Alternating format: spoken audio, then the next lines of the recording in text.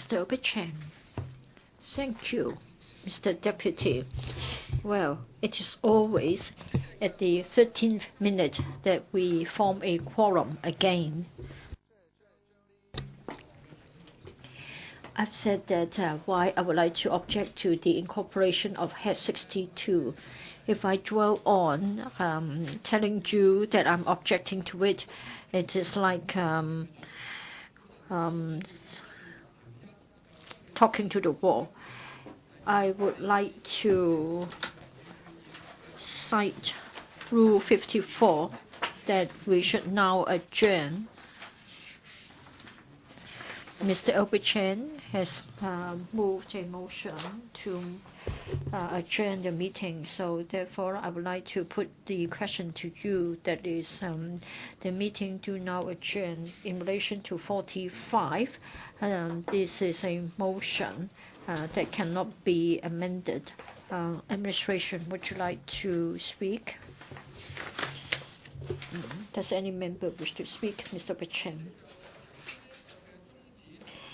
I'm now moving an adjournment. Of course, some people would accuse me of filibustering. It isn't really that meaningful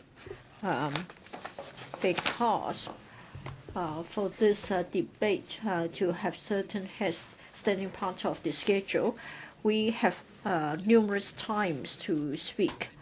Earlier this morning, in relation to the ESC meeting, the administration would like to create a few posts to prepare for the 3-1-way system. Again, at that meeting, I move a motion to adjourn. This is because this morning at that meeting, the administration told us that later on the airport authority would be telling us more about the financial feasibility. Well, we have the budget year after year. Every year it is a routine exercise with the efforts of the pro-establishment camp. Has always been plain sailing, and then the administration has lost the sense of crisis. I think throughout the years we have seen a lot of tragedies, we have seen a lot of happenings. It always shows that the senior officials lack a sense of crisis, and therefore we have had the Lama Sea tragedy as well as the rail incidents. A quorum count again, please.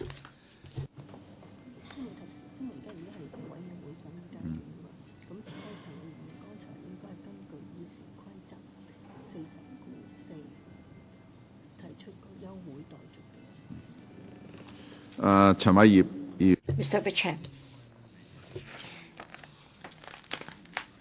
I think you should have cited Rule 40(4) to move an adjournment. Yes, I quoted the wrong one. You are right. I should have cited 40(4). Thank you.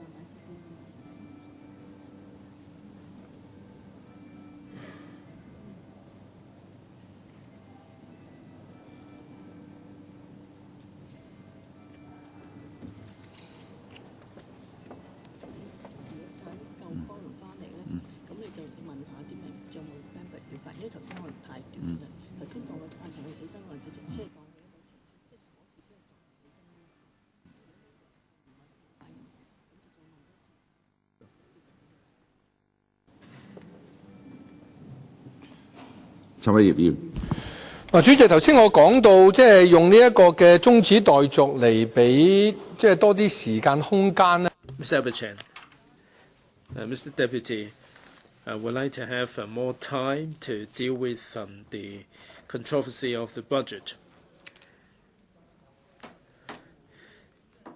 Politics is about the art of the possible, and I think it would take time to learn, to get on the learning curve.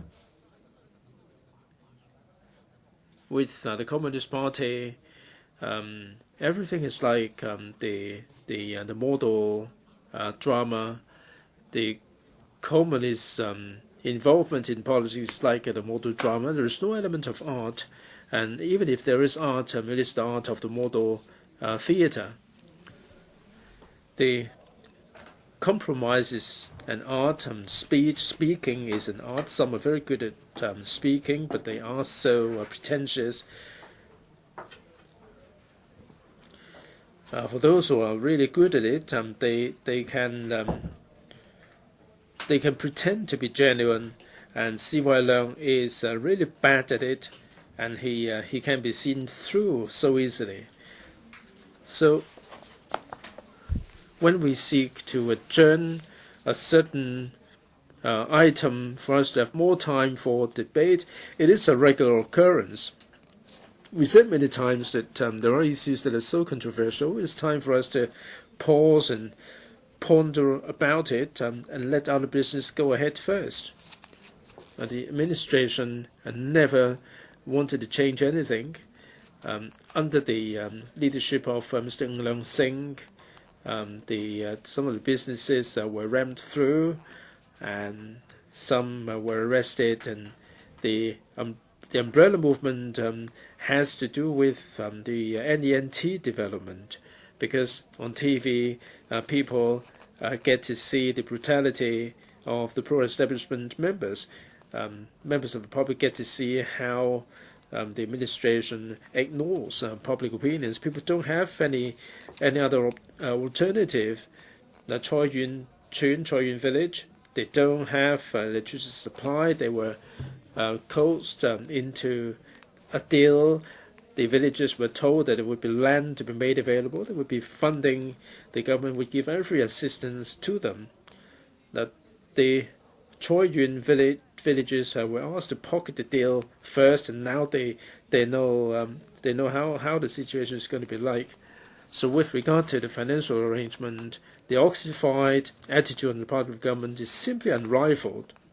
The conflicts are intensifying every time the government would win, but the price that they pay for the victory would be very high. I mean, it's more like a Pyrrhic victory, and they have to pay a hefty price for the victory. So if they do not change their approach to politics, then there will be problems. Mr. Deputy, we asked the administration to pause and ponder on certain things, that the government would be reluctant to do it. We did seek adjournment at the Finance Committee and other committees. This morning, with a stroke of luck, we managed to secure an adjournment regarding the creation of a post for the 3RS. There are some projects for which the government can change things. The government can change the funding for the fisher folk. The government can change the design of MPSC. All these items have been put on the agenda. The Fishermen's Fund has been put on the agenda, but brutally, the government put it out of the agenda. When resentment is running high, and we ask the administration for more time, the government would say no. And this is the formulaic kind of politics.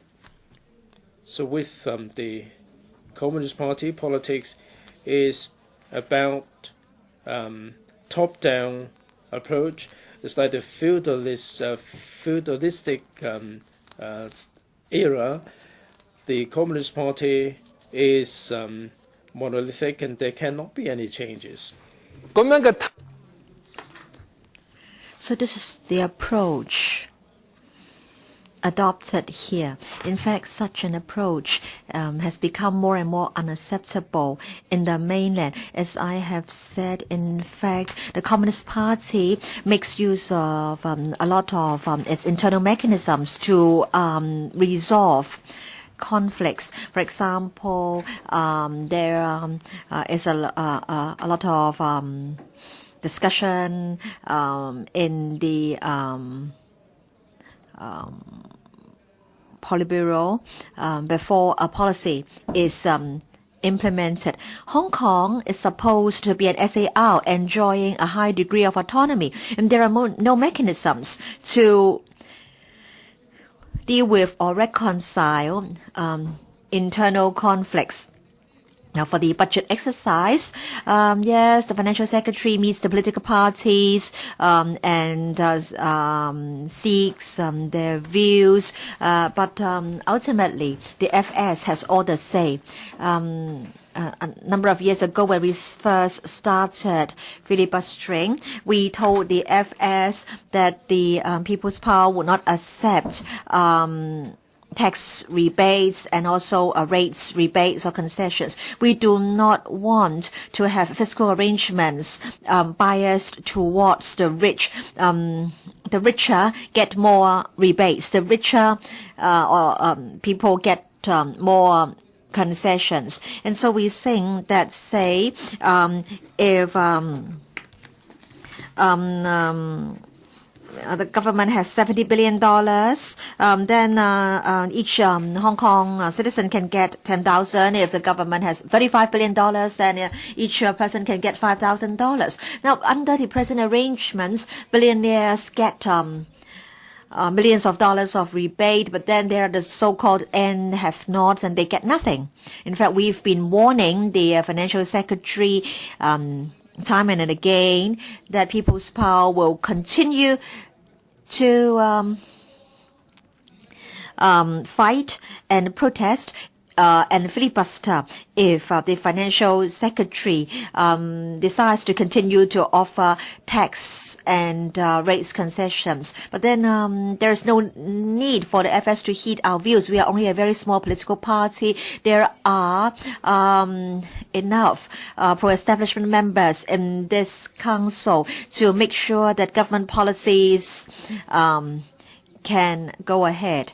And so the financial secretary has decided to give the rich and the powerful more benefits, and as a result, the rich and the powerful will have a sip of red wine with him. And then, of course, Donald Tsang also liked to mingle with the rich and the powerful. And then we have high-ranking officials who, upon retirement, become non-executive directors of large corporations. For example, Eva Chang retires. High-ranking officials get these very attractive posts, and then their family members may also be well taken care of. It's sad to see a former commissioner of police becoming a watchdog for large corporations after their retirement.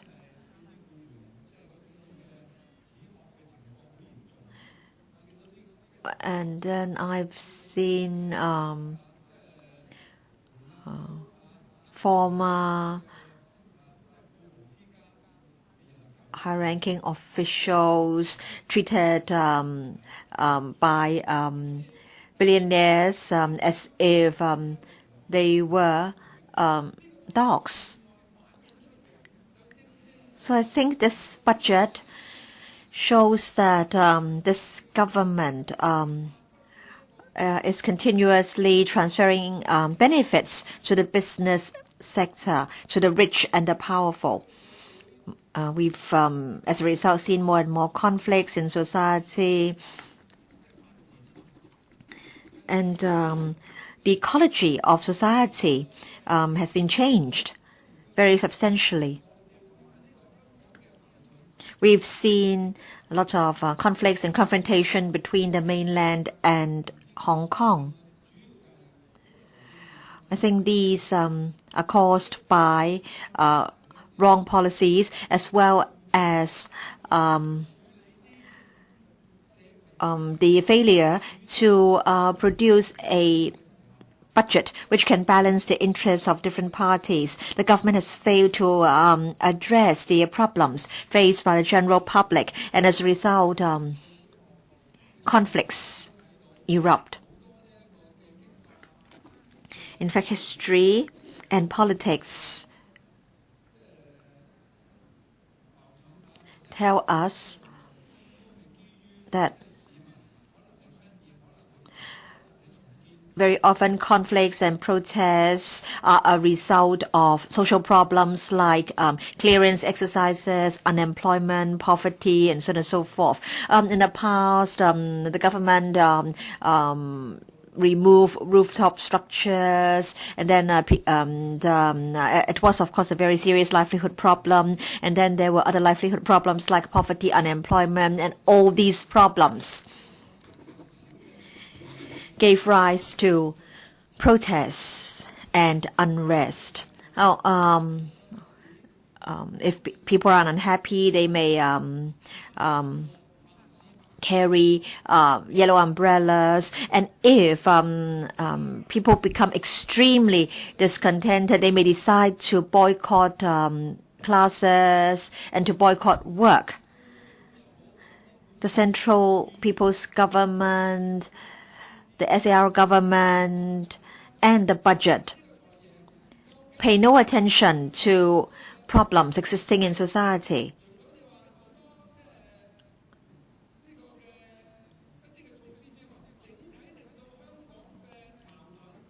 Let's ask the Financial Secretary what he has done in this budget to bring about improvement to people's livelihood. I think the FS owes Hong Kong people an answer, but he doesn't think that there is a need to do so. He keeps proposing the same measures, double pay for the recipients of certain allowances, CCF, and so on and so forth. But then we can see that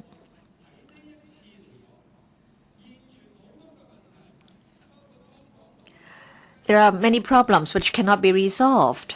For example, people living in subdivided flats, problems faced by many students, many families, and the budget hasn't proposed any measure to address these problems. For example, every year we have 5,000 to 6,000 elderly persons who die before they can get RCHE places, and Mr. Matthew Cheung has never worked out a solution to this problem. So I hope the members can support the adjournment so that we can have time to deal with these deep-rooted problems. So Mr. Albert Chan is now moving that further proceedings of the committee be now adjourned. This is Section 44 of the ROP. And I now propose the question 2, and that is further proceedings of the committee be now adjourned. And according to Section 45, it shall not be in order to move an amendment to a motion of this sort. Or do the officials want to speak? Does any member wish to speak? Mr. Gary Fan.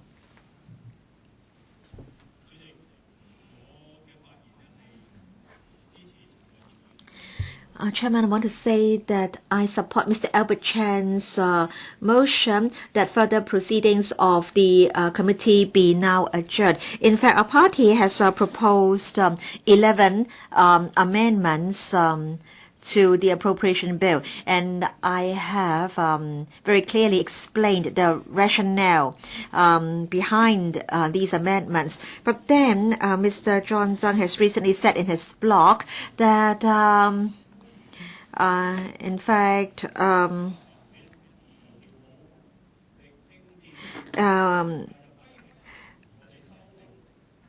officials have tried to do something constructive, and yet electoral members who move amendments are trying to do things that are destructive. So he is referring to the lyric in a song called "It's Difficult to Differentiate Between the Good and the Evil."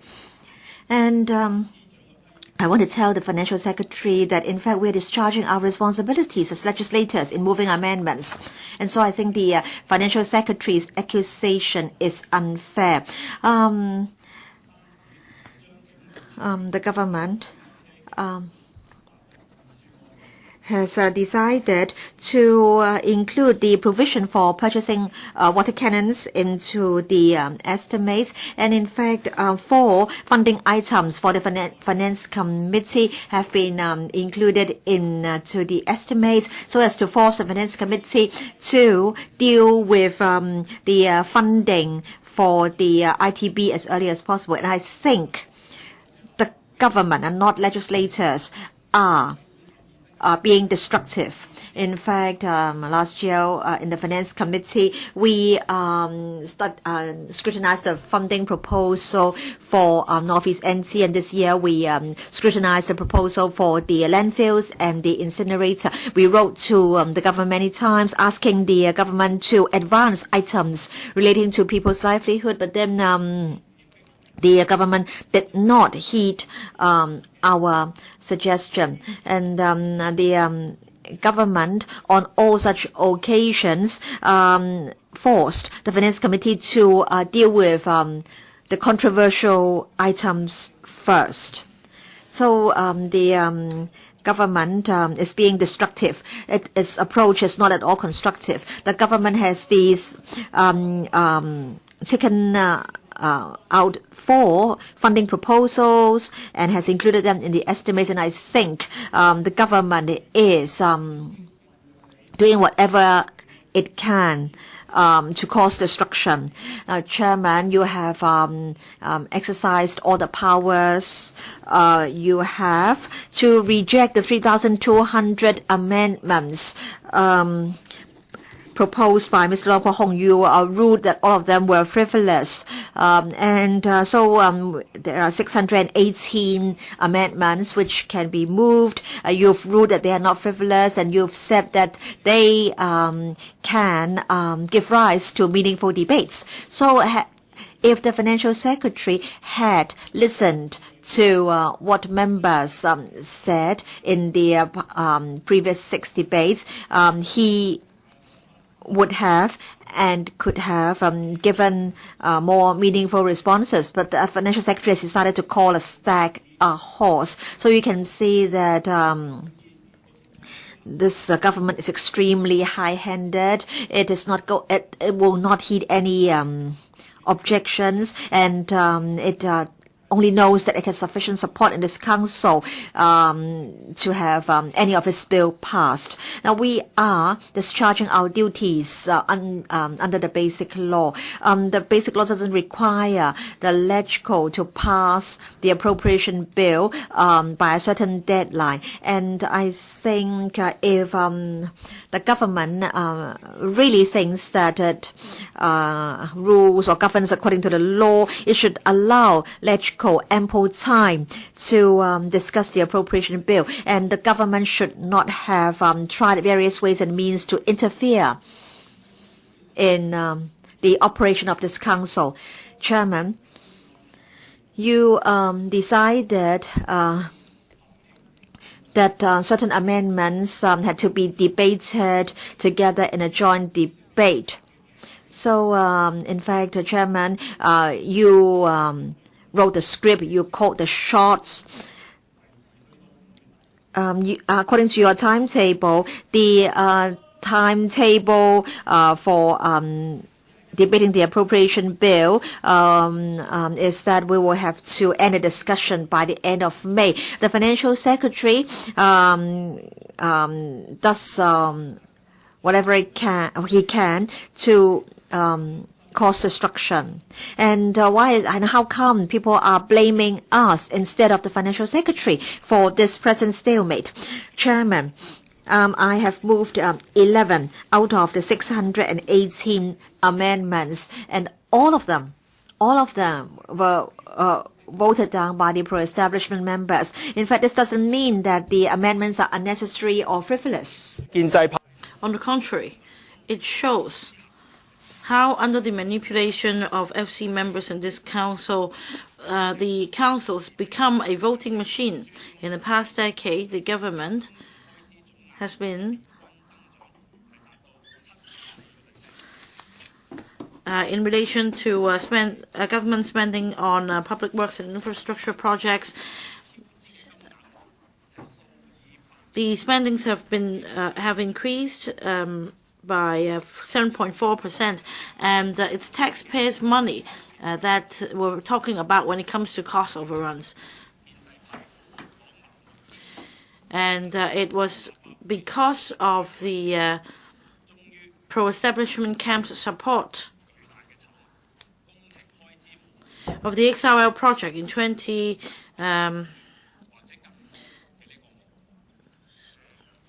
several years ago, that caused the project to become a big or white elephant project with cost overrun of over $30 billion. As for the 3RS project, the dividends foregone would amount to billions of dollars.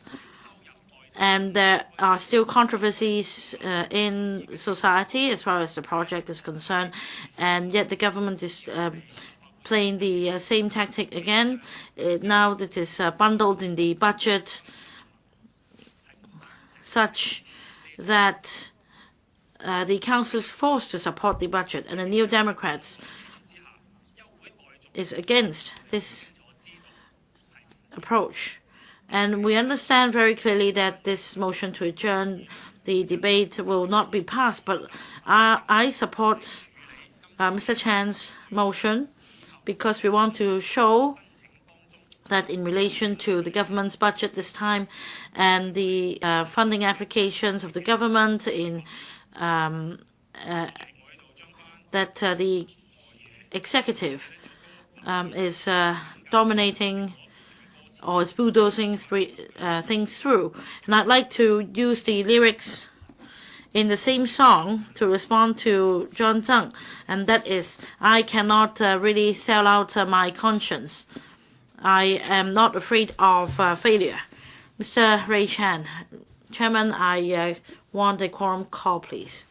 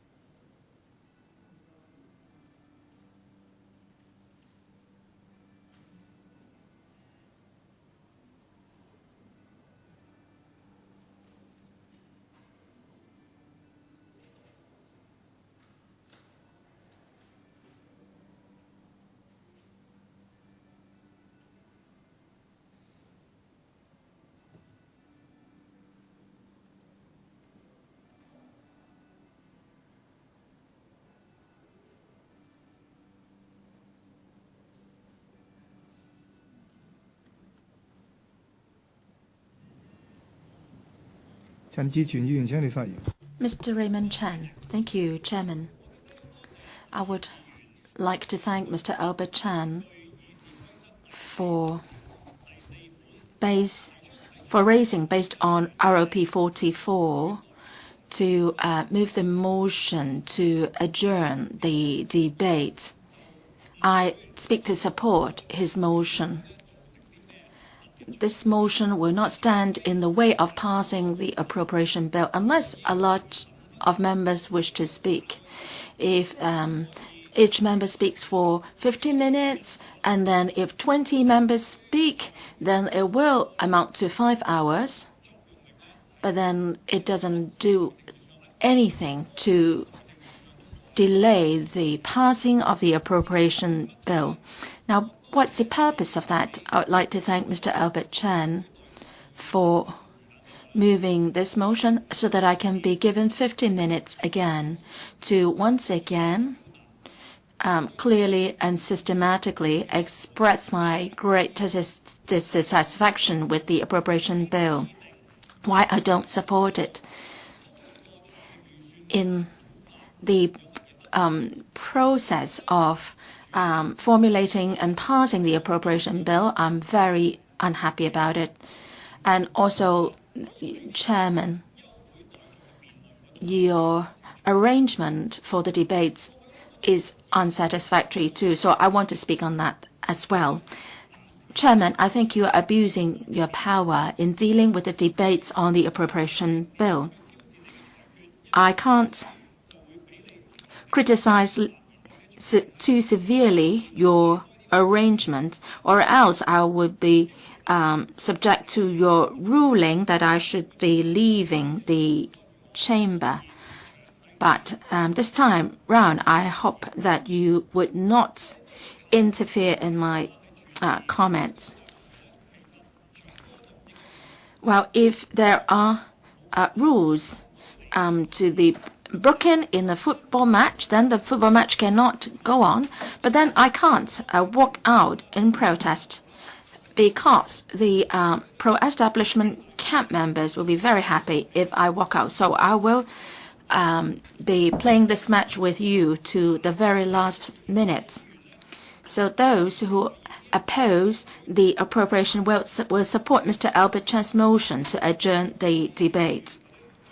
As an opposition camp member and a member of the public who supports us, we should understand this.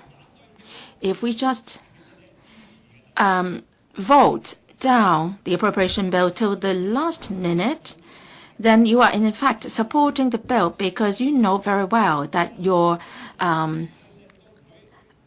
opposition votes will not serve any good purpose. That would only mean that when the government formulates and promotes the budget in the future, they would not have any intention to improve on the process. And despite this, I would like to thank the members who have proposed amendments this time. And the number of members who propose amendments is the highest in these past few years. And the number of members who have spoken also reached an unprecedented high in the past few years. So we would do our best and use every opportunity to express our discontent on the appropriation bill. And this is exactly what we are trying to do here. Chairman, you advised us not to put or to maximize the use of our power. But I think, Chairman, you actually haven't done that only, but you are actually abusing your power. In your ruling, you are contradicting yourself. Originally, Mr. Raymond Chan, please don't comment on my ruling when you speak. I won't allow that. Please speak to the subject matter. I'm not arguing with you, your ruling. I just want to say that because I am not happy with your rule arrangement, I support. Well, in your speech, you should not comment on the ruling that I have made. Please take note of that. out, I'm not even allowed to say anything in that regard. Well, it just goes to show how powerful you are. I just want to say why I support this motion to adjourn the debate. Well, I am not even allowed to give my reasons here. Chairman, you have this Stockholm syndrome. Well, I suffer from this Stockholm syndrome too in face of you.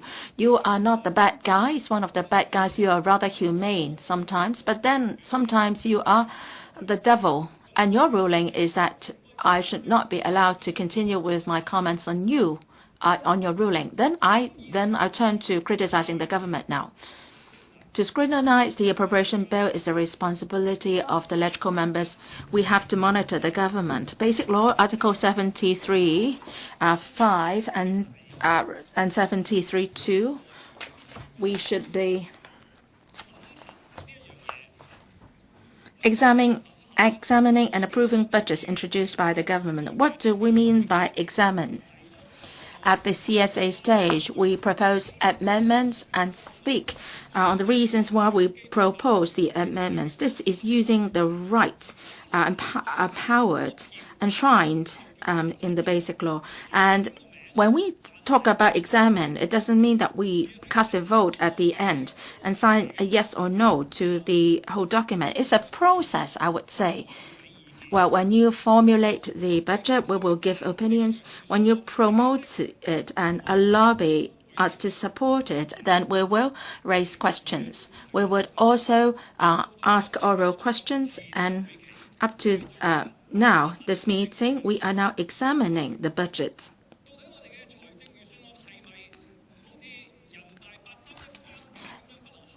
Is it that the budget is like the framework of the MPCSA decision that it can't be changed at all? Well, there have been many examples in the past in that as when many members are united and they are determined to change the budget, then they can do so. Mr. Leung Kok Hong said that he is putting up a fight in relation to the budget in order to strive for universal retirement protection. The government doesn't pay heed to his views, but the CY Leung put aside $50 billion to respond to the community's request for universal retirement protection and to Mr. Leung Kok Hong's request. Well, this is indeed a response. Well, we haven't won the war, but at least we are forcing you to do something at least. There is an example where the budget can be changed. Some 40 pro-establishment members approached the FS saying that his money, he's pouring money into the MPF account, and it was useless. So ultimately, we ended up with a $6,000 handout for everyone. So that's we've been able to do it in the past, and also for the waiver of the rate. Well, I oppose it myself, but then the way you are doing it is not properly done. You are making the waiver in 2 installments, and owners of medium or small-sized flats cannot get the maximum amount. So in scrutinizing or examining the budget, for those who have watched our debate here, you will see that actually Mr. Paul Chair mentioned in this morning, he was feigning to be examining the budget. He was just trying to speak on a certain part of the budget, and then that he deemed that as examining the whole budget. Now, the LegCo has a duty to examine and approve the budget, and we can actually try to influence the government to make a change. Now, if a change is not implemented, but at least we can remind the FS to take heed of public opinions, and they should not be just going through the motion, and they can just stick to their script and get it passed in whatever way they like. The government has been turning a blind eye to people's sentiments. So we are very angry. The FS, John Zhang,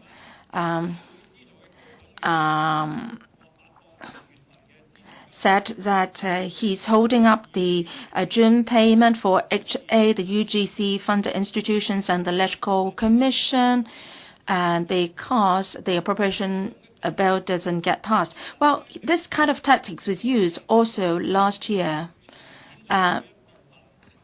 People paid attention to him last year, that time, because we weren't aware of the bottom line then. But this time around, this so-called filibustering show, well, we know the conclusion right in the beginning. And on the first day, we know that when the filibustering will end. So why is it that the FS still sticks to this old tactics? Mr. Gary Fan mentioned about doing construction and making destructions and so on. The FS doesn't say directly that we are doing the destruction, but he said that it's difficult to draw a line between the good and the evil. And it's not the first time that the administration is using this fiscal cliff reason to scare people, to threaten electoral members. Has the government ever considered how the electoral and the executive arm should work together? How should the relationship be like? I think the situation is only going to deteriorate. For myself, in the past several weeks, I spoke for 20 to 30 times. I cited many reasons to show that the government, the SRG, is overbearing and domineering. And the appropriation bill will be passed by, with the support of the pro-establishment members, and all the 618 members have been voted down. And we've never gone through true debate, and the government officials have never responded to us. They are just going through this motion. The FS was having a cup of coffee outside rather than coming in. And some secretaries were here attending, but they were just here, as an act of going through the motion. And some members actually proposed amendments like cutting the water canning vehicles of the police, and also cutting the budget of the airport expansion project coordination office, and also cutting the budget for the pilot scheme for mainline exchanges and so on. The government has not responded to any of these amendments. Those who opposed the amendments did not explain why.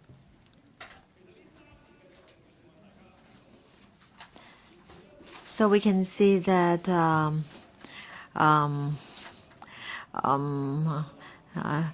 for these 3 years, the FS has been doing a worse and worse job.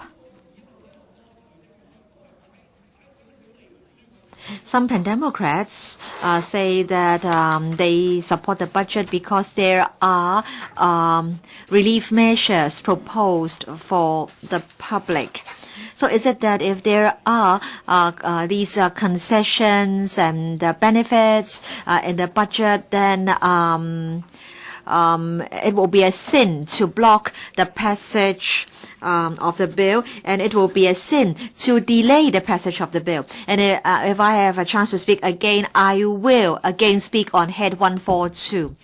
The government has to say with regard to our agenda. They insert items into our agenda. They take away items on the agenda, and they are even seeking to control the tempo of our work. And the chairman, the president, and members have to follow the desired tempo. So is it that we have to follow the script written by the government? So I've got only a few seconds left in this round, and I want to say that now concerning the concession or the concessions, please do not ask us to deal with them after we are asked to deal with the ITB, and or else you accuse us of causing delay. All right. Any other views? Do government officials want to speak? Mr. Albert Chan, you may now reply. Mr. Chen Kam Lam. Chairman. First of all, I want to, on behalf of the DAB, oppose Mr. Albert Chan's motion to adjourn the proceedings of the committee.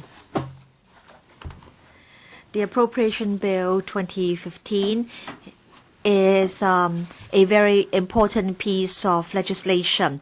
It is the budget, and we're now trying to implement fiscal planning in the budget through legislation. This is a very important bill for Hong Kong. It affects the operation of the government, and it is important for the economic development of society, people's livelihood, law and order, protection of the environment, and so on and so forth. It, in its nature, is a very important bill, and it is also important that it be passed at the right time. If this bill can't be passed in time, then funding won't be available for various expenditure items. The Hospital Authority has said that without timely funding, it may have to resort to bank loans to support its continuous operation.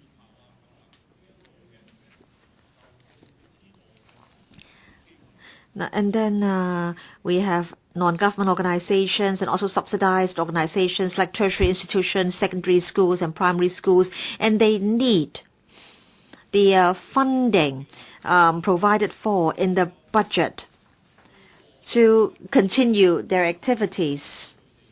And if this budget or this appropriation bill cannot be passed in a timely manner, then there will be a lot of adverse impact caused to these organizations. There's another reason for our not being able to support the motion to adjourn. There were debates in this council in the past few weeks. Pan-Democrats have moved a total of 618 frivolous, meaningless CSAs. And they, in fact, have resorted to filibustering to block the passage of the bill. And we've spent hundreds of hours. A point of order. Mr. Chen, a point of order. You said that no member could criticize the chairman, but then Mr. Chen Kam Lam said that the 618 amendments approved by you were frivolous and meaningless. So please give a ruling. I heard what Mr. Chen Kam Lam said, Mr. Chen Chi-Chun. The rules of procedures state that if the chairman thinks that the amendments are frivolous, then he will not approve them. Mr. Chan did not point an accusing finger at the chairman's ruling. He merely said that he thought that the amendments were frivolous and meaningless. So it's obvious that the chairman and Mr. Chen Kam Lam don't see eye to eye on the amendments, but Mr. Chen Kam-lam did not criticize the ruling of the chairman. Mr. Chen Kam-lam, you can continue. Whether the amendments are frivolous and meaningless. Now, let me say this to members of the public. I'll just choose one of the amendments.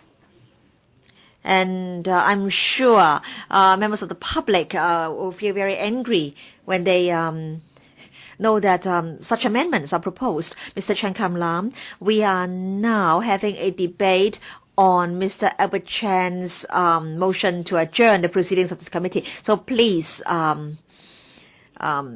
speak on the motion. But then, Chairman, on the point of CSAs being frivolous and meaningless, I have to give one or two examples to support my argument. I'll just choose one amendment. Mr. Wong Yok Man proposes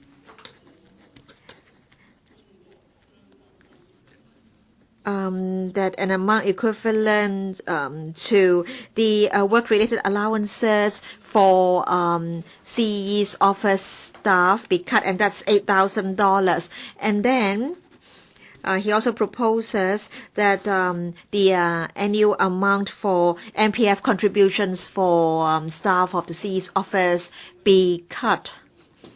Chairman, of course, employers have to make MPF contributions for their staff. And isn't it frivolous that Pan-Democrats are proposing to cut the expenditure, and then it is said that the operation expenditure of the Director of Audit's department be cut to $1,000. The Director of Audit and his colleagues do very important work. They carry out value for money audits on the work of bureaus and departments with only $1,000. How can the department discharge its duties? And then the expenditure of the CSD, according to the Pan-Democrats, also has to be cut. I think Pan-Democrats have to give good reasons for proposing to cut the expenditure of government departments and bureaus. I have just cited but a few examples, and I think we can all see that they are very meaningless and frivolous. The main purpose of moving the amendments is to waste time. The main purpose is to make use of council procedures to block and delay the passage of the bill. In fact, we've spent hundreds of hours voting on the amendments, and at long last we were able to finish voting on the 618 amendments, and at long last we are drawing to towards the end of the 7th debate. But all of a sudden, this member moved a motion to adjourn. Mr. Chen Chi-chun said that a motion to adjourn would not succeed because the pro-establishment members would definitely vote it down. So if that's the case, why should that member have moved the motion in the first place? Why is it that members want to waste another 2 to 3 hours of the council's time to debate the motion? So we can see that some members are abusing council procedures and rules to block progress, to block the passage of the bill. And as a result, nothing could be done. Everything is at a standstill. So I think pro-establishment members play a very important role here. They can make sure that the government can continue to operate and things can progress. But of course, we do know that in the past few years, progress in society was slow. And I think this is because every time something is put before this council, Pan-Democrats put hurdles in the way, they make things difficult for the government.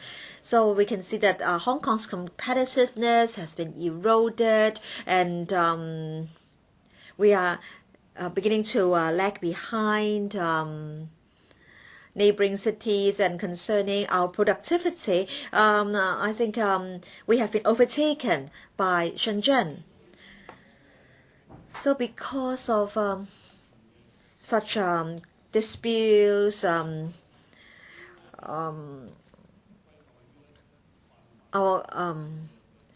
competitiveness, we are losing our competitive edge. The Pan-Democrats merely want to disrupt stability. They want to stop progress. They want to block the passage of the Appropriation Bill 2015. And I think the public have discerning eyes. They know very well that these members are only seeking to cause destruction and chaos, and they are not really doing their work as legislators. And I think to end this situation, there is only one way out, and that is voters should make rational choices in the 2016 election. Please do not allow members to only know how to cause trouble to return to this council. Does any member wish to speak? Then I'll invite Mr. Albert Chan to reply. How much time do I have to respond, Chairman? 15 minutes. Chairman, I think I like the last point made by Mr. Chen Kam-lam best. I hope that CY Leung can dissolve this council so that there can be an election, and so that voters can use their votes to remove some members from this council. The pro-establishment members and the communists like to do mudslinging, like to smear others, but they cannot discuss issues in a focused manner. Look at the quality of the government's governance. Look at the economic development in this place. Why is it that the situation is deteriorating? Why is it that people are living in greater and greater difficulty? This is definitely the responsibility of the government. There are pro-establishment members who have become richer and richer. They speculate in property, but then they put the blame on the Pan-Democrats. Do I have the power to formulate economic policies? Do I have the power to fix the tax rates? The DAB controls a lot of resources. And I understand that at the DAB headquarters, there are over 100 staff members, and the ward officers employ hundreds of people. You are very powerful. You are very influential, and you are supposed to influence government policies. And yet you allow people to suffer. The Hong Kong economy is going backwards, and yet you put the blame on the opposition camp. You call a stag the horse, and this is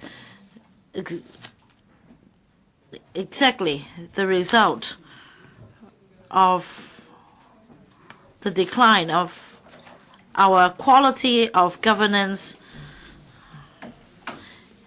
and you have no intention of representing the people in rectifying the situation. This corrupted government, this corrupted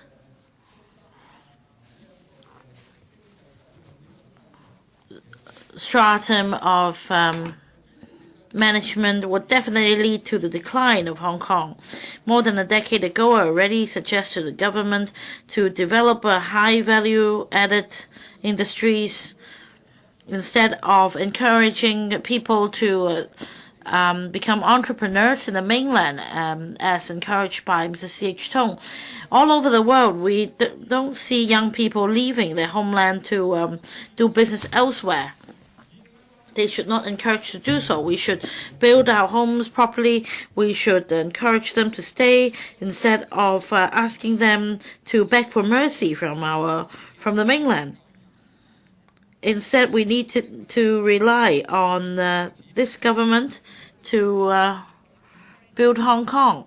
And under the Communist Party's instructions, the DAB just followed instructions. They're like puppets. Well, under the conductor's wand, that is the Communist Party. So this motion to adjourn is just to give members room to strive for consensus. Many say that after the umbrella movement, there is a wide social divide and much social conflict in society, and the situation has yet to ease. In fact, we often see around the world social conflicts and divide in societies. This is really a shame. I call for a quorum count, please, Chairman.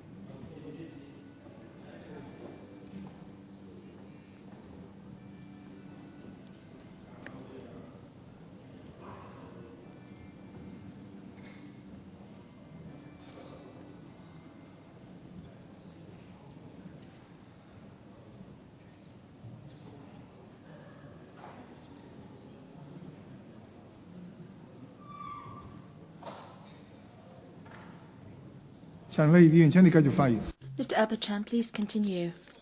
Chairman, I was on using the motion to adjourn to create space here. We must have a mechanism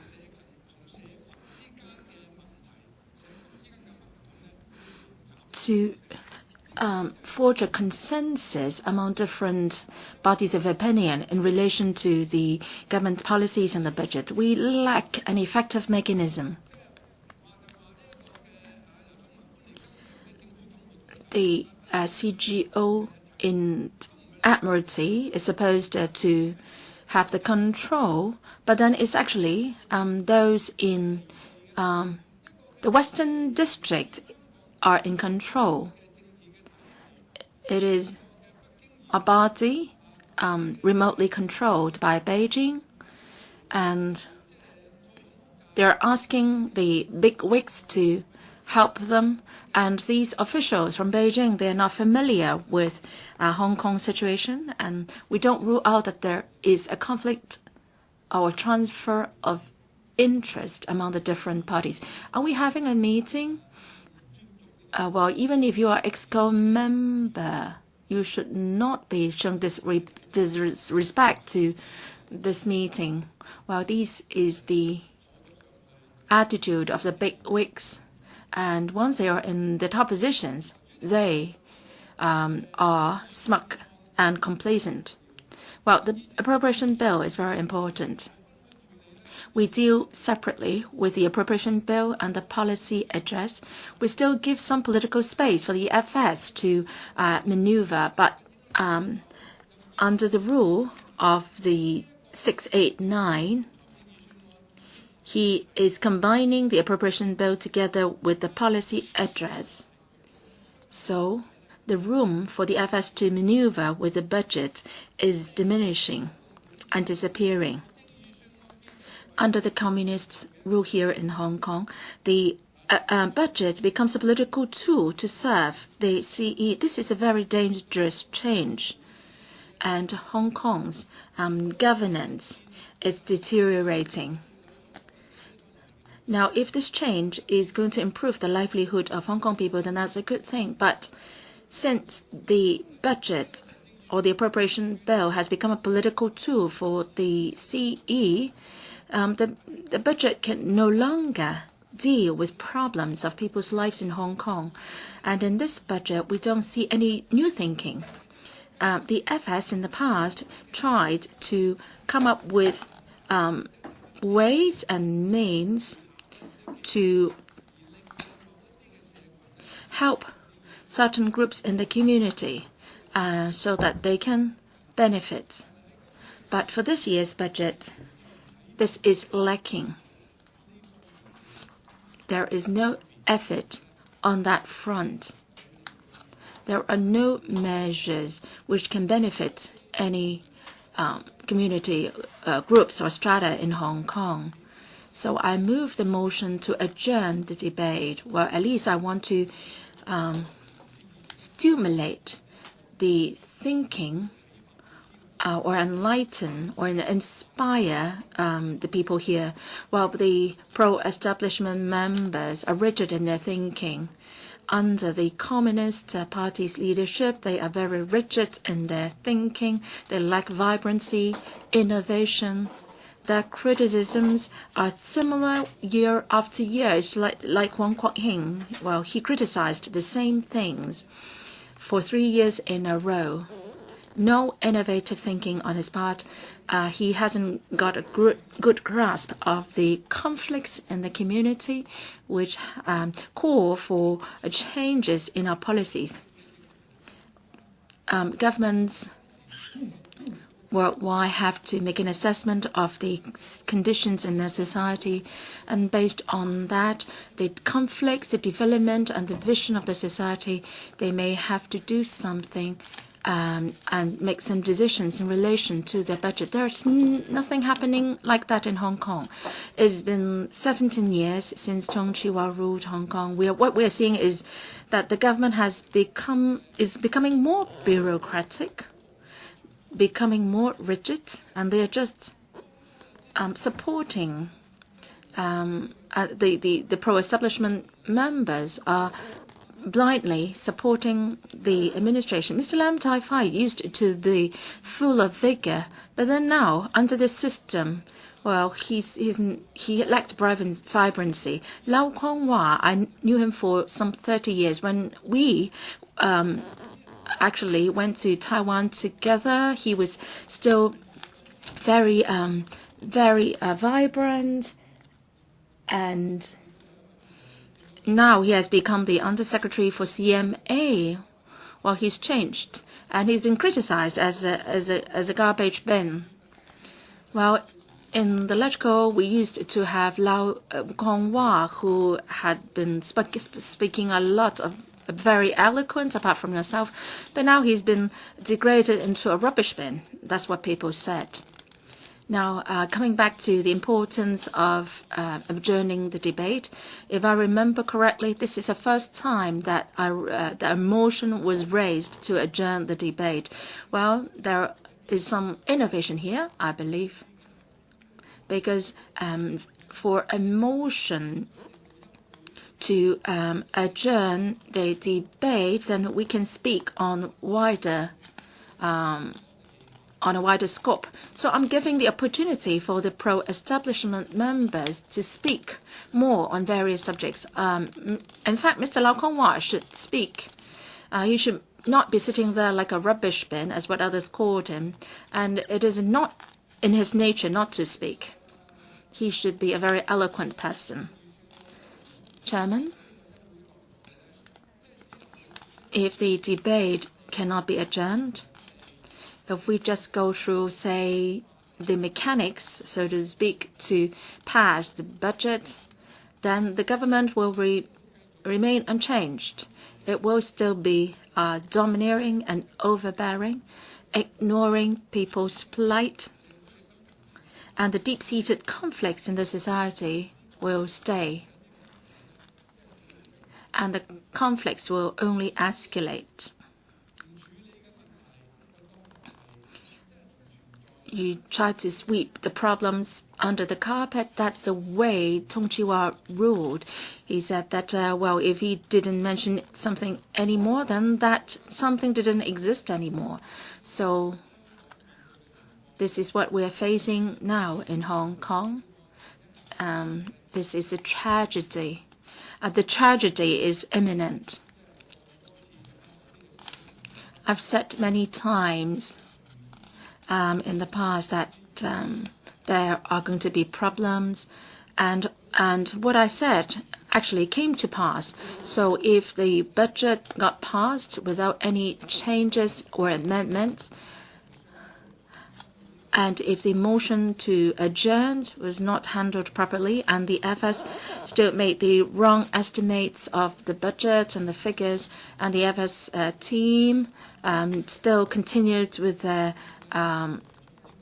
unreasonable ruling, and the pro-establishment camp members continue to sing praises of the government, then that will only bring disaster to Hong Kong. So members don't really care about this meeting. So I have called for a quorum count.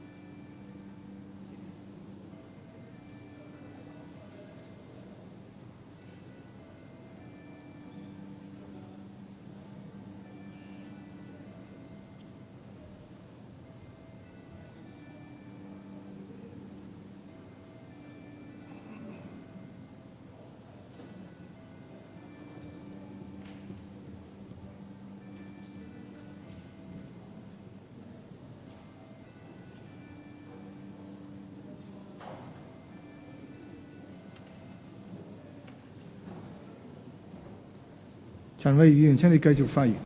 Mr. Albert Chan. 基本上 Chairman.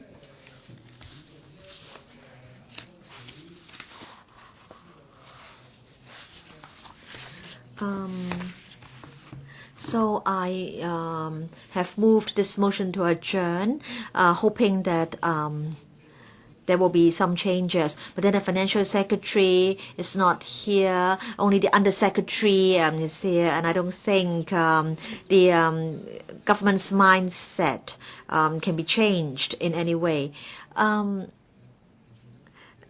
I think, Chairman, I will, when we are in the next debate, explain why I oppose that the relevant clauses stand part of the bill.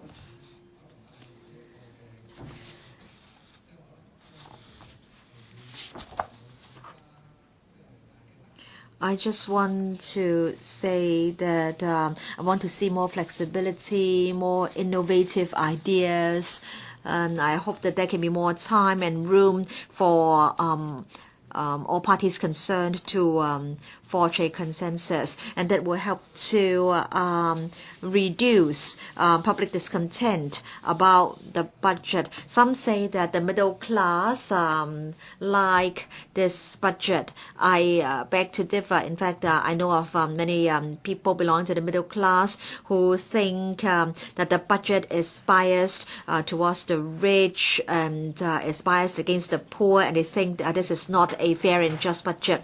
I now pose the question to you, and that is the motion moved by Mr. Albert Chan under ROP 44 be passed. Mr. Chan claims the division. The bell will ring for 5 minutes.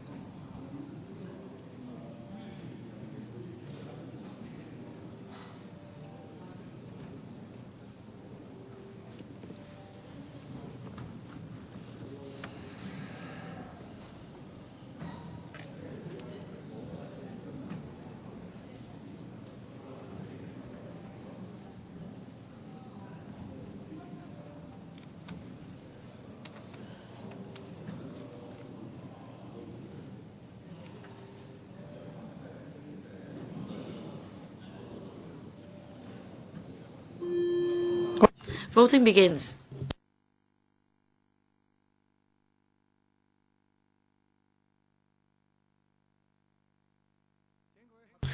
Please check your votes.